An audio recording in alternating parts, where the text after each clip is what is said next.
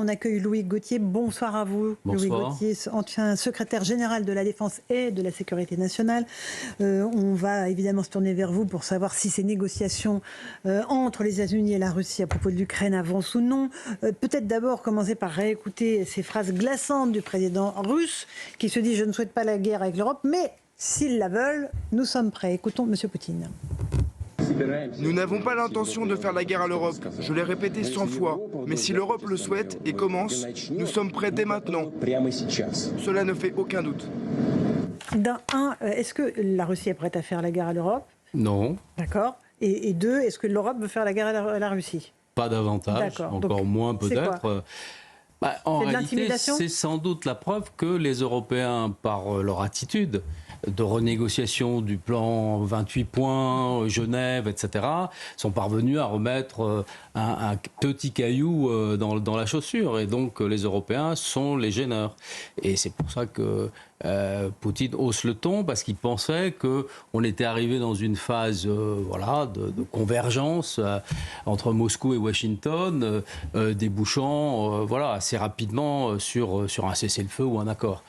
Et on n'en est pas encore là. On est visiblement sur un faux plat. Les Américains avaient exagéré sans doute leurs chances. Et les Russes viennent de comprendre qu'il y a quand même d'autres obstacles qu'ils ne parviennent pas à franchir si facilement. Par exemple, quels obstacles ?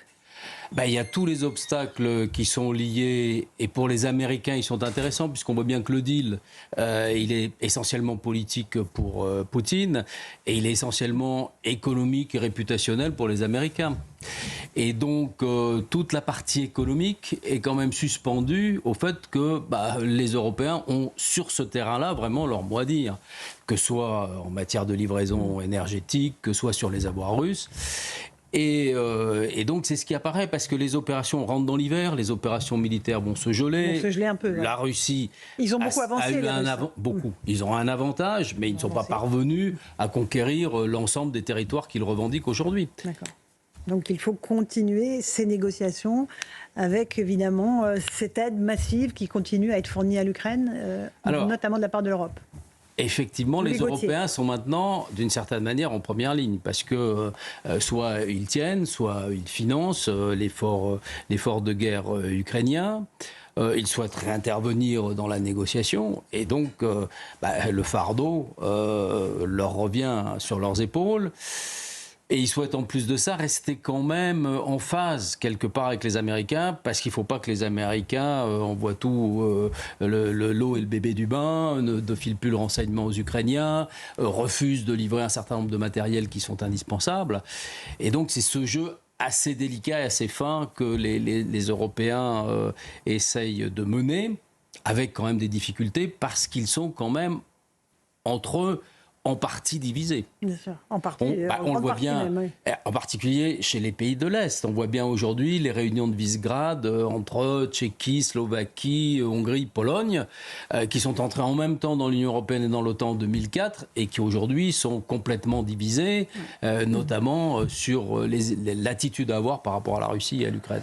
Je rappelle que vous êtes ancien secrétaire général de la Défense et de la Sécurité nationale, vous connaissez bien vos dossiers. Qu'avez-vous pensé, parce qu'on ne s'est pas parlé depuis, des déclaration du chef d'état-major des armées, le général Mondon, qui a tenu des propos marquants il y a 2 semaines devant le Congrès des maires. Il a dit notamment que le pays devait être prêt à accepter de perdre ses enfants. On va juste les réécouter pour éviter de dire que nous sortons les phrases du contexte. On l'écoute, puis après vous allez me dire ce que vous en pensez. On a tout le savoir, toute la force économique, démographique, pour dissuader le régime de Moscou d'essayer de tenter sa chance plus loin. Ce qu'il nous manque, et c'est là que vous avez un rôle majeur, c'est la force d'âme pour accepter de nous faire mal, pour protéger ce que l'on est. Si notre pays flanche parce qu'il n'est pas prêt à accepter de perdre ses enfants, parce qu'il faut dire les choses, de souffrir économiquement parce que les priorités iront à de la production de défense, par exemple. Si on n'est pas prêt à ça, alors on est en risque. Est-ce qu'on est en risque, Louis Gauthier, aujourd'hui ? D'abord, je ne voudrais pas rajouter à des polémiques alors qu'elles sont retombées. Non, mais elles ont été clarifiées. Les propos du général Mandon ont été expliqués. Il ne fallait pas les surinterpréter. Alors, c'est là où, en revanche, certaines des réactions, moi, m'ont étonné. Parce que la République, elle ne distingue pas entre ses enfants, qu'ils soient un soldat engagé, un soldat volontaire ou un soldat appelé. Oui. Un chef des armées qui a eu des responsabilités militaires, malheureusement, comme officier, c'est arrivé à d'autres en responsabilité, ont dû annoncer à des familles la perte de leur enfant ou de leurs proches. Donc, je dirais, dans sa bouche, ce sont des termes qui se comprennent aussi au regard de, sans doute, des moments difficiles de responsabilité qu'il a eu. Alors après, la question de la nécessité du renforcement de notre âme dans l'adversité, c'est vrai que on est entré dans un nouveau cycle de confrontation. C'est plus une armée professionnelle, expert, qui intervient dans des petites opérations, des frappes chirurgicales, essayant de limiter les dégâts collatéraux, qui est formé pour ça, avec peu de pertes. Mais je le disais tout à l'heure, on a eu des pertes. Rappelez-vous la Capissa, par exemple, où il y en a eu d'importantes à un certain moment. Et là, on voit qu'on revient vers des types de conflits, et pas simplement la guerre en Ukraine, qui sont des conflits plus durcis, plus lourds, qui impliquent de la masse du côté des armées, et qui impliquent aussi de la part des États une certaine force de détermination, d'abord pour affronter le rapport de force, ce que l'on essaye de faire vis-à-vis de la Russie, en rétablissant un rapport plus favorable, à cause du départ américain, il faut le dire. Donc les Européens sont seuls et doivent désormais exercer ce rapport de force face à une Russie agressive. Et puis, éventuellement, peut-être, hélas, de devoir nous-mêmes envisager d'engager des forces dans des conflits qui sont plus durs. Une question peut-être d'André Valigny à Louis Gauthier. Je suis d'accord avec Louis Gauthier sur les propos du général Mandon qui ne m'avaient pas choqué du tout, et je trouve qu'on a surinterprété et on est tombé dans une polémique tout à fait inutile. Mais je voulais vous poser la question, monsieur Gauthier, de savoir ce que vous pensez du service militaire volontaire qu'a annoncé le président de la République, parce qu'on entend un peu tout. Certains s'en réjouissent en disant c'est bien, il faut de la masse, c'est bien pour l'armée. Ce sera bien aussi pour le brassage social, même si c'est seulement volontaire. Et puis on entend d'autres experts, entre guillemets, qui disent que ça ne servira à rien, que c'est un gadget. Alors je crois que les deux positions sont évidemment excessives. La première, c'est vrai que c'est un peu étrange, service militaire volontaire. C'est un oxymore, c'est une contradiction. Le service, c'est la servitude. Or, c'est pas un système qui fait appel à de l'obligation, mais au volontariat. Deuxièmement, est-ce que les objectifs sont réalistes? Oui, ils le sont. Ils sont même relativement prudents, puisqu'au départ, on commence par 3 000 pour aller jusqu'à 30 000 après 2030. Et il s'agit d'envisager d'avoir une réserve de force, de gens formés, qui vont pouvoir relever justement des soldats combattants, aguerris, qui iraient plus en première ligne dans les premiers affrontements. Ça redonne de la masse. Aujourd'hui, en France, il faut savoir qu'on n'est pas capable, comme on l'était au moment de la guerre froide, d'avoir 2 ou 3 corps d'armée présents sur un front. On n'est même pas capable d'en armer un seul au grand complet. Et ce que le chef d'état-major de l'armée de terre ou le chef d'état-major des armées envisage, c'est une remontée vers la capacité de la France, d'abord à commander à un corps d'armée, parce que c'est important en Europe que les Français, puissance militaire importante, puissent avoir ce rôle. Un corps d'armée qui soit au moins doté de 2 divisions qu'on renouvelle dans le temps. Donc ça veut dire un réservoir de force plus important que ce qu'est aujourd'hui le contrat opérationnel des armées et de l'armée de terre.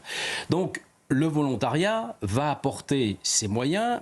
Mais alors, évidemment, le projet, pour l'instant, il n'est pas encore suffisamment défini. Le coût, le type de formation, certes, il y en a qui vont avoir des missions de type militaire, d'autres qui vont avoir plutôt des missions d'ingénieurs, etc.